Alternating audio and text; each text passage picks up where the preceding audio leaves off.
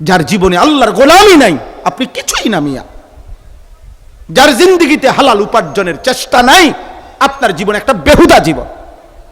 ভাত খান আর ঘুম যান, পেশাব করেন আর বাথরুমে যান, দুই চাহিদায় জীবন শেষ করলেন, পেটের চাহিদা আর লজ্জাস্থানের চাহিদা।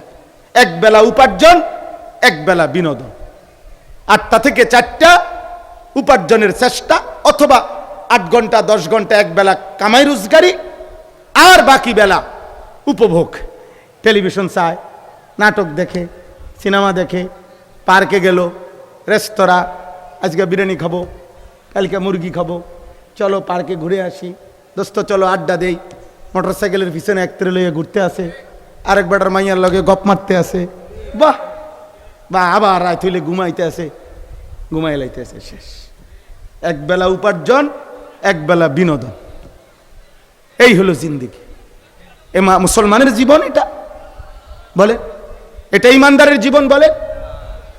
আল্লাহ আমাদেরকে হেফাজত করে, আল্লাহ আমাদেরকে আমার কথায় রাগ হইয়েন না আব্বা, আমার কথায় রাগ হইয়েন না।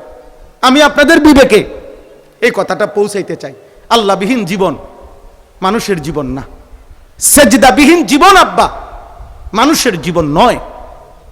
যে জীবনে সেজদা নাই, যে হৃদয়ে আল্লাহ নাই, যেই জবানে আল্লাহর কালামের তেলাওয়াত নাই, ওটা কোনো জিন্দেগি না, ওইটা কোনো জীবনে না, ওইটা কোনো জীবনে না মিয়া। আবার প্রথম থেকে ভাবেন, আবার ঘুরে দাঁড়ান, আবার ঘুরে দাঁড়ান, আরেকবার নতুন করে ভাবেন। বলে আর 10 দিন বাঁচমু, এ 10 দিন আল্লাহর দিকে ফিরেন। 90 বছর হয়ে গেছে আপনার বয়স, হুজুর আর বয়স নাই না, বয়স আছে। আপনি কি আপনার ইচ্ছা মতো মরতে পারবেননি? কথা বলেন না। যার বয়স হয়ে গেছে 90 বছর, উনি বলে হুজুর আর কয়দিন বাঁচমু। তো আর যেহেতু আপনার কোনো আশাই নাই, ইচ্ছাই নাই, তো অন মরেন না কা, বসে রয়েছেন কেন? শুধু শুধু ভাত খাইতেছেন কেন? অনর্থক কথা বলেন। তাহলে এই জন্য এটা কোনো কথা না। আপনি যতক্ষণ আছেন, আল্লাহর গোলামি, আল্লাহর ইবাদত আপনাকে করতেই হবে। ওয়াবুদ রব্বাকা হাত্তা ইয়াতিয়াকাল ইয়াকিন, ইয়ানি আল মাউত। আল্লাহ বলেন, হে বন্ধু, আপনি আপনার রবের ইবাদত করতে থাকেন ইয়াকিন আসা পর্যন্ত, মানে মৃত্যু আসা পর্যন্ত। এটাই তাফসীর, মৃত্যু আসা পর্যন্ত। তাহলে আল্লাহর গোলামি করতে হবে কতক্ষণ? বলেন না কতক্ষণ? মৃত্যু আসা পর্যন্ত, মৃত্যু আসা পর্যন্ত, মৃত্যু আসা পর্যন্ত। নবী সাল্লাল্লাহু আলাইহি সাল্লাম ওনার আখিরি আমল, আল্লাহ নবী সাল্লাল্লাহু আলাইহি সাল্লামের শেষ আমল, তখন নামাজের ওয়াক্ত ছিল না। সূর্য পশ্চিম দিকে হেলবার পূর্ব মুহূর্তে আল্লাহ নবী সাল্লাল্লাহু আলাইহি সাল্লাম রবিউল আউয়াল মাসের সোমবার জোহরের ওয়াক্ত হওয়ার আগ মুহূর্তে নবী সাল্লাল্লাহু আলাইহি সাল্লাম ইন্তেকাল করছেন। তখন নামাজের ওয়াক্ত ছিল না। নবী সাল্লাল্লাহু আলাইহি সাল্লামের পবিত্র হাতে তখন এক আখিরি আমল ছিল। নবীজি ইন্তেকালের পূর্ব মুহূর্তে মিসওয়াক করতেছিলেন। এই মিসওয়াকরত অবস্থায় আর ওই উম্মতের জন্য আম্মাজান আয়েশার কাছে উম্মতের জন্য শেষ দিক নির্দেশনামূলক কিছু কথা বলে আল্লাহ নবী সাল্লাল্লাহু আলাইহি সাল্লাম মহান আল্লাহ তাআলার সান্নিধ্যে চলে গেছেন। আমলে রত ছিলেন, মিসওয়াক করতেছিলেন। মিসওয়াক করতে, এই জন্য খাতামুন নবিয়্যিনের খাতামুল আমাল, আখিরি নবীর আখিরি আমল, শেষ নবীর শেষ আমল মিসওয়াক। এটা খামখেয়ালি বিষয় না। এই মিসওয়াকের কিতাবে আছে কমপক্ষে 70টা উপকার, তন্মধ্যে দুনিয়াবি উপকার একটা, আর আখেরাতে আরো 69টা ফায়দা আল্লাহ দিবে, এটার উপকার দিবে, এটার পুরস্কার দিবে। দুনিয়াবি একটাই বড় পুরস্কার হলো অমিন মানাফিহি তাযকিরুশ শাহাদাতাইন ইনদাল মাউত, মৃত্যুর সময় জবানে কালেমা জারি হয়ে যাবে। একটাই তো সারে, একটাই তো সারে মিয়া। 100 বছরও যদি মেসওয়াক করে যদি শেষ কালেমা ইমানের কালেমা হয়, তাই তো জিন্দিগি কামিয়া, তাইলেই তো যথেষ্ট, তাইলেই তো জীবন সার্থক। এই জন্য আব্বা আলহামদুলিল্লাহ, আমি বুঝতেছি এখানে অনেক শিক্ষিত মানুষ আছেন, অনেক বুঝের মানুষ আছেন। আপনাদেরকে তুচ্ছ করা না, খোদার কসম, আপনাদেরকে অপমান করতে চাচ্ছিলাম না, এই উদ্দেশ্যে আমি বলি নাই। আমি শুধু মনে করাইতে চাইতেছি, আপনারা আখেরাত মনে করবেন। মোবাইল নির্ভর, এই শুধু প্রযুক্তি নির্ভর। মনে রাখবেন, প্রযুক্তির সর্বোচ্চ আধুনিকতা আপনাকে আমাকে ভোগ, উপভোগ, দুনিয়া ভোগ, এটাই শিখাবে। এটাই মাকসাদ, আর কিছু না। আধুনিক আরো হবে, আধুনিক। আমার মনে আছে হুজুর, এই প্রথম টাইলস আসিল এই ছোট্ট ছোট্ট এই কদ্দুর এই সাইজের, তখন টাইলস হয়ে গেছে এত বড়। তো এটা বাড়বে, বোঝা গেল এটা আধুনিকতা, প্রযুক্তি।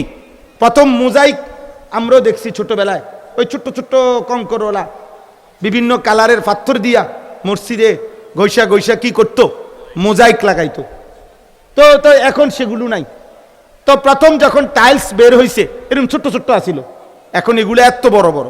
এখন এমন টাইলস আছে যে পুরাটা একটা, যে এতক্ষণ লাগে, যে দূর লাগে দূর, আপনি মাইপা দিলে পুরাটা একটা বানাই দিত হয় আপনারে। তাইলে প্রযুক্তি, আধুনিকতা প্রতিনিয়ত বাড়বে, আরো বাড়বে, কিন্তু সব বাড়লে মাকসাদ একটাই, প্রযুক্তি, আধুনিকতা, বিজ্ঞান বলেন, এই বস্তুবাদ বলেন, এর মাকসাদ একটাই, দুনিয়া আরামের সাথে আপনাকে ভোগ করতে শেখাবে। দুনিয়ায় আরো আরাম, আরো আরাম, আরো আরাম। আগে পুরা বাড়ির 30 জন মানুষের টয়লেট বাথরুম ব্যবস্থাপনা ছিল বাড়ির শেষ মাথায়, কোনো বাঁশ মুড়ার কোনায়, পুকুরের গাটলা, আরে পুকুরের পাড়ের একদম কোনায়। এখন রুম 6টা, বাথরুমও 6টা, অ্যাটাচড। এখানে জাগাত খায়, জাগাত ব্রেক, বুঝলেন না? ইন্দুরের ওষুধ বেশি আগে কইতো জাগায় খায়, জাগাত ব্রেক। অর্থাৎ যেই রুমে খানা ওই রুমে অ্যাটাচড বাথরুম, নো টেনশন, খাইতে থাকেন অনবরত। আসছেন দুনিয়া, খাবেন আর সাথেই তো বাথরুম, নো টেনশন, খাইতে থাকেন, আরো বাতলন, কোনো অসুবিধা নাই, দূরে যাইতে হবে না। তাইলে আধুনিকতা আপনাকে দুনিয়া হয়তো আরাম শিখাবে, কিন্তু আমাদের জিন্দিগি তো শুধু দুনিয়া না। বলেন না, জীবন শুধু দুনিয়া? জীবন শুধু দুনিয়া না। ওয়া ইন্নাদ দারাল আখিরাতা লাহিয়াল হায়াওয়ান। আল্লাহ তাআলা বলছে, নিশ্চয়ই আখিরাতের ঘর জান্নাত সেটাই জীবন। লাহিয়াল হায়াওয়ান, ওইটাই কেবল জীবন, ওইটাই কেবল। ওই ভাই মৌলানা, ওই যে আপনার পিছনের ওনারে মোবাইলওয়ালা, ওনারে বলেন, উনি আসলে বাংলা বোঝে না ভাই, আমি তো আসলে ফুল ইংরেজি কইতে পারছি না দেখে আপনি, উনি মনে আমরা দেশের লোক না, এই জন্য ও বাংলায় বলছি যে এতক্ষণ মোবাইল ধরতে না, উনি তো আসলে বাংলা বুঝে না, এটা তার আমার জানা ছিল না। ওনার একজু অন্য ভাষায় তর্জমা করে দিলে ভালো ছিল, যে হুজুরে নিষেধ করছে মোবাইল ধরে রাখতে, এটা যেই ভাষায় উনি বুঝে ওনারে তর্জমা করে দেন। তাইলে বললাম যে ওয়া ইন্নাদ দারাল আখিরাতা লাহিয়াল হায়াওয়ান, নিশ্চয়ই আল্লাহ তাআলা বলছেন আখিরাতের ঘর জান্নাত সেটাই জীবন, সেটাই জীবন। এটা জীবন না, এটা শুধু পার করা। আল্লাহ নবী সাল্লাল্লাহু আলাইহি সাল্লাম বলছেন, দুনিয়ার সাথে আমার সম্পর্ক ওই পথিকের মতো, যেই পথিক লম্বা পথে সফরে রওনা দিছে, মাঝ পথে প্রচন্ড গরমের কারণে একটা ছায়াদার গাছের নিচে একটু বসছে, বৈশা শরীরটার মধ্যে একটু ঠান্ডা লাগাইছে, বাতাসে ওই গাছের পাতার ঠান্ডা, হ্যাঁ। এরপরে আবার একটু শরীরটা যখন ঠান্ডা হয়েছে, তো আবার আগের মতো সে তার আপন গন্তব্যে রওনা দিছে। গাছ গাছের জায়গাতেই রয়ে গেছে। গাছ কি? ইন্নামা মাথালি ওয়া মাথালুদ দুনিয়া কারাকিবিন ইস্তাযাল্লা তাহতা শাজারাতিন সুম্মা রাহা ওয়া তারাকাহা। আল্লাহ নবী বলেন, একটা ছায়াদার গাছের নিচে যেন 63 বছর আমি একটু বসছিলাম, এরপরে 63 বছরের একটু ছায়া নিয়ে আবার আপন গন্তব্য কবর, আপন গন্তব্য আখিরাত, আপন গন্তব্য হাসর, আপন গন্তব্য জান্নাত, সেখানেই রওনা দিলাম। মুমিনের দুনিয়া কিছুই না, মুমিনের দুনিয়া কিছুই না।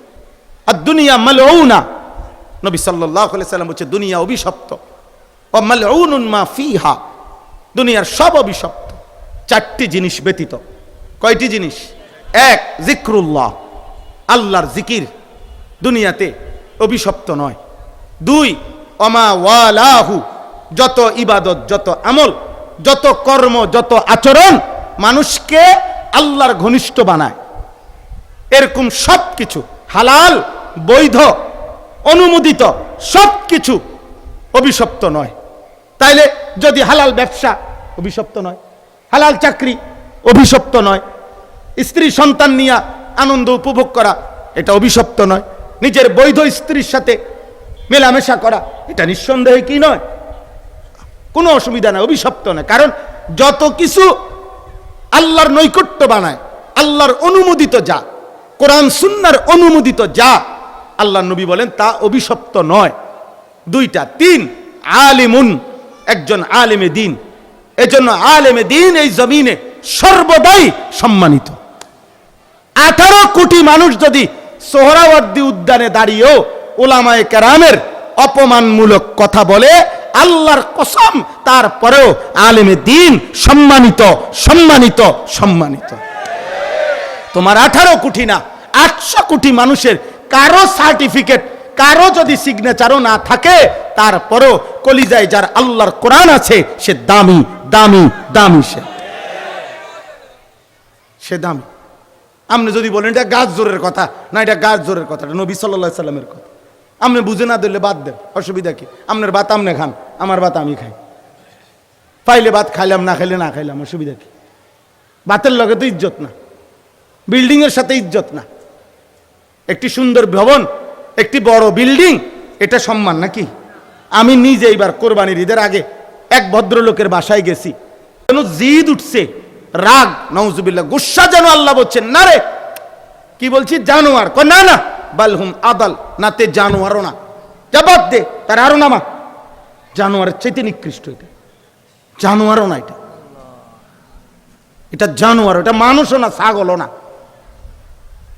ছাগলও না, এটা মানুষও না, এটা গরুও না, মানুষও না, এটা কুকুরও না, এটা বাদ দে, এটা এর সাথে কুকুরেরও কোনো তুলনা হয় না, নাফরমানের কোনো তুলনা নাই, বেনামাজির কোনো তুলনা হয় না, আল্লাহর নাফরমানের কোনো তুলনাই হয় না, কোনো তুলনা হয় না। বালহুম আদাল বললে কার সাথে মিলাইব? তার চাইতে নিকৃষ্ট, কিন্তু সেটা কি বলে? নিকৃষ্ট তো বুঝলাম, ঠিক আছে, কিন্তু সেটা কি? আপনি এটা আর কিসের সাথে মিলাইবেন? আর কিছু নেই। এই জন্য নাফরমানের কোনো নমুনা নাই। নাফরমান নাফরমানি, হে মানুষও না, পায়জামাও না, হাফ প্যান্টও না, ফুল প্যান্টও না, এটা কিছুই না। বলে কি? কিছুই না, এটা কিছুই না, এটা লাইসা বিশাই, এটা কিছুই না। যার কপালে সেজদা নাই, তুমি কিছুই না বেটা।